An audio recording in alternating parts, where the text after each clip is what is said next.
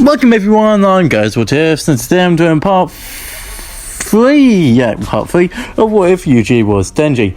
Now, sorry for a very significant lack of uploads recently. Basically, very busy. I've been moving house, I got a head injury, I got a flu, and I've just been studying for lots of exams. So sorry for the very lack of uploads, but yeah, I'm kind of back, so I have like a bad throat right now, so I kind of very quiet and it kind of hurts to talk loud. Yay. But yep, I did just want to get over that, right? And also after this What If Deku was Ichigo, that series should be coming back soon. Somebody comments on it. They also commented on the first part asking for more, or saying they want more. That was a month ago. Sorry mate. So my next part should be coming out after this video. So yeah, now let's actually get started. Waking up, Denji would find himself once again in between Pochita's trash and Sukuna's skulls. "Hey, what the hell, man?" Denji said. "Why did you Denji would be cut off by the sight of Sukuna, beaten to a pulp, cut her palms and organs laying across the skulls. "Huh? It's alright, Denji," Pochita said from the top of the trash. As he said, the Sukuna would regenerate and sit back up. "God, you pissed me off," Sukuna said. "I said it was just a prank." "Shut it," Pochita said, infuriated at Sukuna's act of suicide on Denji's body. "Fine," Sukuna said with an angry look. "Now bring him back," Pochita said. "Not unless I said bring him back," Pochita said, causing Sukuna to sweat a little. "Why don't you? Are you questioning me?" "Fine, damn mutt." "Hey, are you okay, Pochita?" Denji said. "Oh, it's okay. Just dealing with this bully." "I swear you better get ready, 'cause I'm gonna kill you one day," Sukuna said, with a vein popping out of his head, looking at Pochita. "Shut it and hurry up." Cut reality is Denji would be in Shoko's clinic with Gojo and of course Shoko. "Oh, that was a good nap," Denji said, now with a scar across his throat from Sukuna being lazy and petty. "Huh? Why am I naked?" "Welcome back," Gojo said, high-fiving Denji. "Hey, can I get some water?" Denji asked. "Get some clothes on first," Shoko said, this making Denji blush.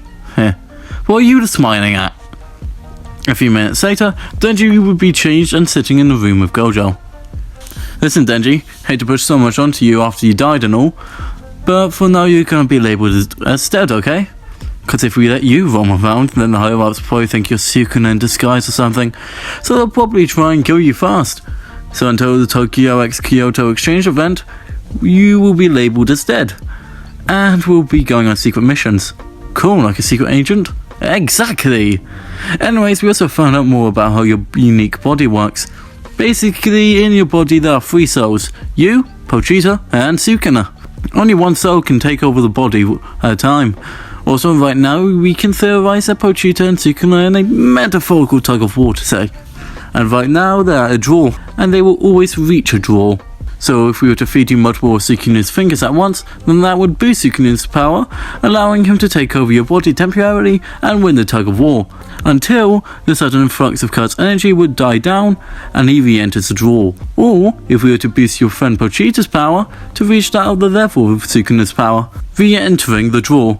However, this would also mean that your little chainsaw dog isn't anything that he seems to be.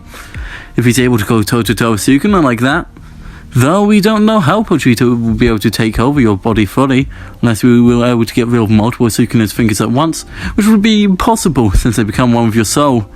Also, when you transform, you can kinda see it as you joining the tug of war on Pochita's side, shifting the rope slightly to Pochita's favour, allowing your body and soul to change form slightly, the end product being your transformation.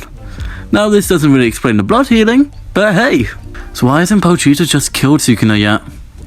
That's because all 3 of you are linked, so if any of you were to die, controlling the body or not, then you all will die. So right now, we're in a confused state.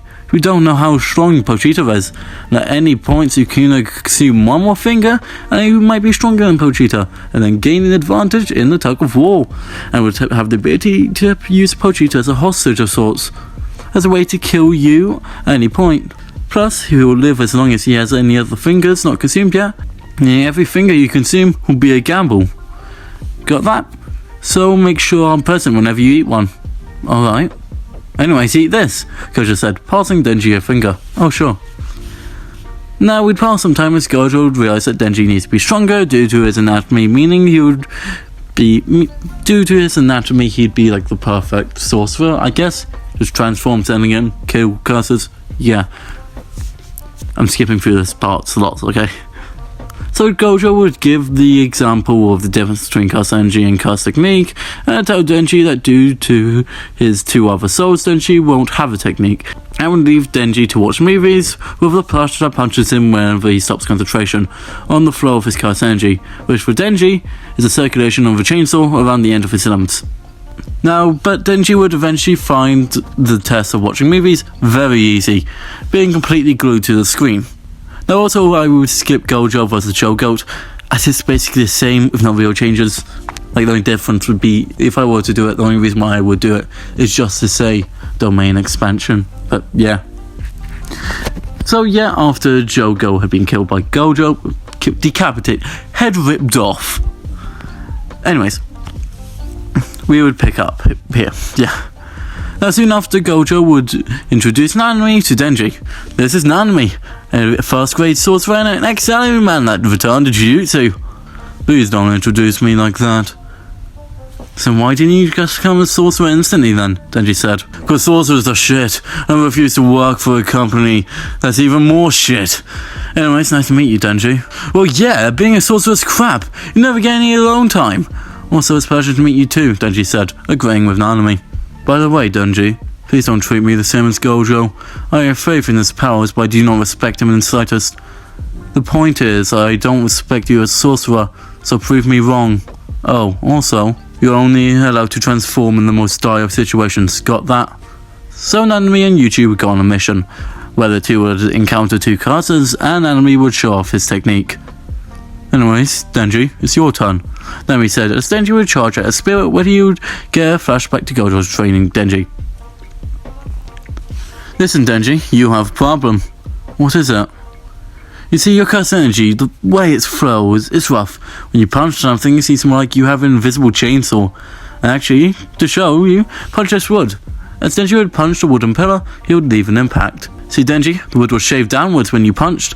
Probably means that Patrice's presence in your blood has led to your curse energy moving like a chainsaw in the middle at the end of your limbs. So in theory, you could extend the curse energy to have curse energy constructs similar to your transformation, but not physical. Reminds me of Akari. Cut back to present day, as Denji's fist would be covered in sharp curse energy, moving rapidly around his fists. Chained fists. As he punched the curse's flesh would be ripped apart around his fists.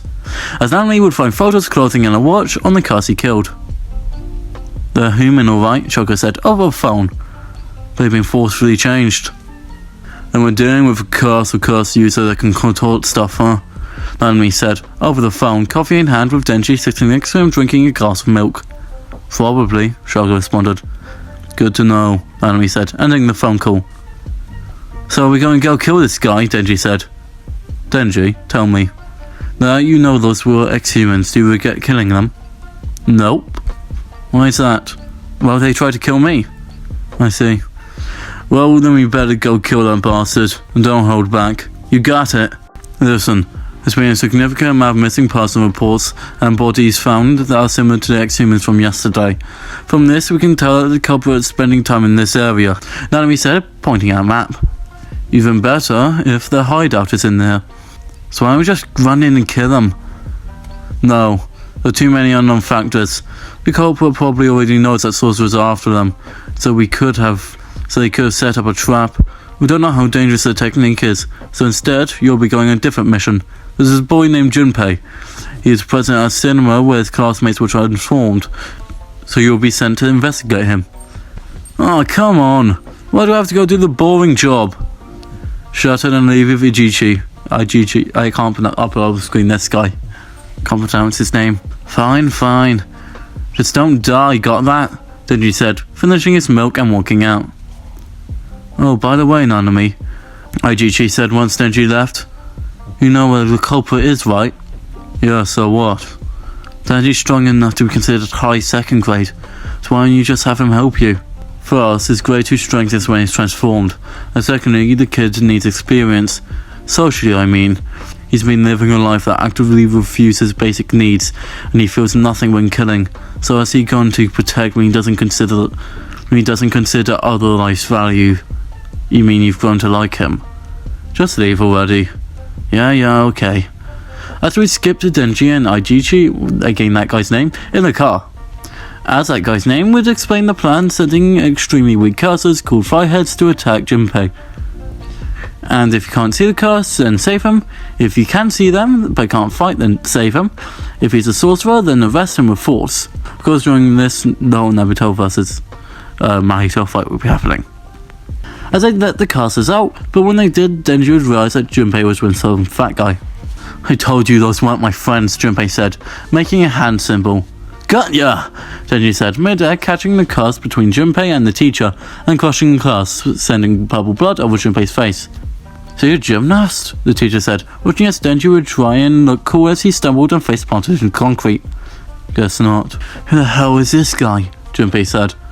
Hey fatty, Denji said, springing up and covered in dirt and purple blood from Junpei's perspective. Hey, that's uncool for up! As Denji would kick the teacher in the balls, rip off the bottom half of his shirt and shove it in his mouth, and pick up the man and throw him into a dumpster. Hey, what are you? However, Junpei would be cuffed by Denji grabbing his hand and dragging the boy to a river, and throwing the boy against the wall under a bridge. Hey, Denji said, cracking his knuckles, as Junpei would start to cower into a fetal position, as Denji would lift Junpei by the shoulder of his shirt. You can see this, right? Denji demanded, shoving the curse's corpse in front of Junpei's face. Wait, that uniform. This guy's one of the sorcerers Mahito mentioned. It wasn't, he said they were. As Junpei thought this, he would say, no. Oh really? Denji said, pushing the corpse closer to his face. Junpei would say, what are you doing? There's nothing there. Oh really? As he said this, Denji would squeeze the blood into Junpei's eyes and mouth. However, Junpei would close his eyes and mouth just in time. Hey, what the... Oh crap. Cut it after Junpei washed his face, he would ask, so what are you going to do to me? Nothing for now. How can I trust you? You can't. I see. Junpei would sit up against the wall. So now what? Do whatever you want, but I have to monitor you or whatever that means. Well, can I go see a movie then? What flick? Earth 1 Man 4. Oh, hell yeah! Denji said, jumping down to Junpei's side. I recently binged them all. I was going to go watch it today, but I was forced to be here instead. Really? As the two boys would discuss their love for films, they would walk along the end of the river. As Junpei's mum would appear and Junpei would walk... And Junpei, not wanting to get his mum involved with curses or sorcerers, would say Denji's his new friend. As Junpei's mum would invite Denji to dinner, he'd agree instantly. Your mum's hot, Denji said to Junpei. Hey, shut it. As Denji would be shoving food down his throat. Oh my, Denji, be careful, Junpei's mum said.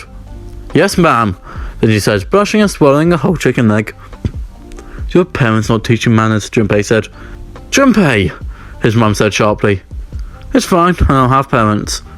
Oh my, I'm so sorry. It's fine, never mind my mum. My dad offed himself. I see. It's fine, ma'am. I might manage to survive. As Denji would describe his childhood to the pair, avoiding around curses and sorcerers.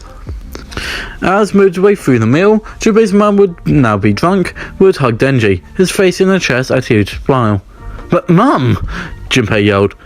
Cut to the next day as Denji would wake up on Junpei's floor. As Denji would call Nanami and tell him what happened. As Nanami would encourage Denji to continue getting close to Junpei. Yeah, whatever, Denji said, opening the door, leaving Junpei's room. Oh crap. What is it, Denji? Nanami asked. Just found a finger. And a lot of some nice tits, Denji said, looking down at Junpei's mum's corpse. Skip some time later, as Denji would wake Junpei up, call the police, and would say to keep Junpei company, who would naturally be stressed. Once again, skipping to the next day, Denji would meet up with Nanami. Do you want revenge? Nanami asked the boy. Of course I do. You don't look like it. I see many who want to kill and revenge. Yeah, I'm sure you have, old man, Denji said, cutting off Nanami. But I'm mad because whoever placed that finger got rid of one nice pretty lady.